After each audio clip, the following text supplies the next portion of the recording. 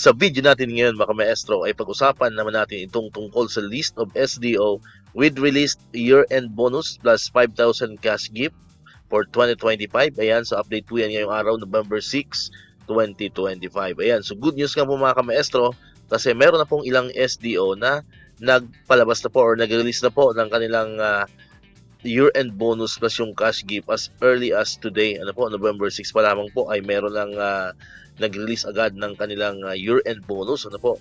So yan po ay alinsunod ano po mga maestro sa inilabas pong kautusan ni Pangulong Bongbong Marcos na agahan po no yung releasing ng ating year-end bonus in cash gift at yun nga po ay isasabay dapat sa atin pong first payroll ngayong November ano po mga maestro, pero ito ay mas maaga pa no. Okay lang naman yun ano kasi wala naman pong sinasabi diyan sa guidelines na bawal siyang i-release ano po ng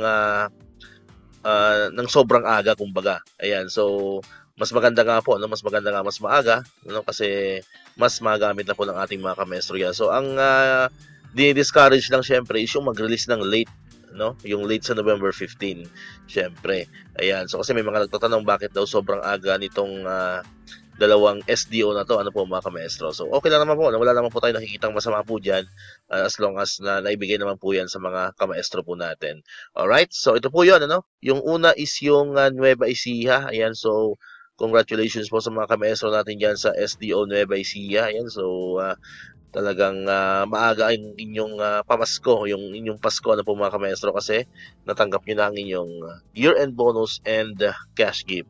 And syempre, ito yung pangalawa no, na mga early birds ano po, sa ating year-end bonus and cash gift, ang SDO Cabanatuan City. And so congratulations po and shout out po sa mga kamaestro natin dyan sa SDO Cabanatuan City. Ayan, so ang source po natin ng information na ito ay walang iba kundi si Ma'am Sheila Lee Manuel ng Assert NCR. Ayan, and kung may mga bago pong SDO na maririlisan ano po by tomorrow, kasi tomorrow ay Friday pa naman, so baka mayroon ng sumunod, pwede po kayo mag-comment dyan sa ating comment section ano po mga kamaestro para sa next video po natin ay mababanggit na po natin ang inyong SDO. Ayan, so abang-abang lang po kayo sa channel po natin no, pag sa mga iba pa mga updates patungkol nga dito sa ating year-end bonus and cash gift. Alright, so dito ko natatapos itong ating video ngayon mga kamaestro.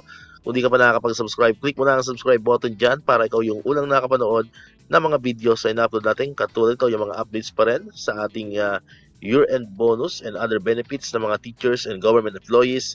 And syempre, click mo na rin ang notification bell button para ma-notify ka, always updated ka pag may mga bago tayong uploaded na videos. So muli, maraming salamat sa inyong panonood at pakikinig. Once again, El Maestro, see you on my next vlog. Bye-bye!